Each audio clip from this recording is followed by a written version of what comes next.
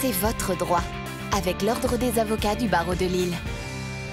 C'est votre droit, aujourd'hui sur Grand Lille TV, en association avec l'Ordre des avocats du barreau de Lille. Et aujourd'hui, nous accueillons maître Thomas Molins. Bonjour. Bonjour. Avocat pour nous parler du déménagement, de ses procédures, de ses formalités, et surtout savoir quelles sont les précautions à prendre lorsque l'on demande à un professionnel d'exécuter son déménagement. Alors, dans un premier temps, il faut se renseigner sur la société avec laquelle vous voulez travailler en regardant tout simplement sur Internet, en regardant sur des sites comme Infogreffe ou Société.com, en regardant également les commentaires d'autres internautes, et ensuite en étudiant les documents que la société pourra vous communiquer pour établir un devis.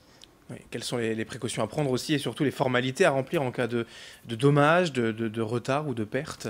Alors, lorsque vous confiez vos biens mobiliers à une société, lorsque la société prend en charge les meubles, si vous constatez un dommage sur le meuble, vous pouvez le signaler.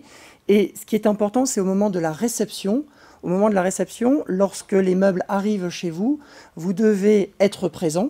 Sinon, la société de déménagement peut décider de déposer vos meubles dans un garde-meubles à vos frais. Lorsque vous constatez un dommage, il faut absolument le noter sur la lettre de transport de déménagement. C'est fondamental. Il faut que les réserves, on appelle réserves, ces réserves doivent être circonstanciées, significatives et bien précises. Quelles sont les indemnités que l'on peut attendre dans ces cas de difficulté et surtout la procédure à suivre pour obtenir gain de cause?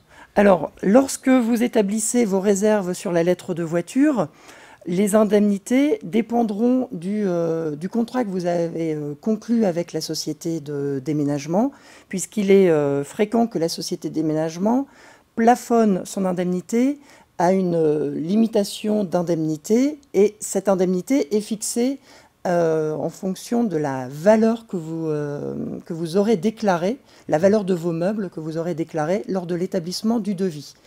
Lorsque vous ne faites pas les réserves sur la lettre de voiture, vous disposez d'un délai de 10 jours pour faire ces réserves. Alors dans ce cas-là, c'est un petit peu plus difficile puisque c'est à vous de rapporter la preuve que le dommage provient de la prestation de la société de déménagement.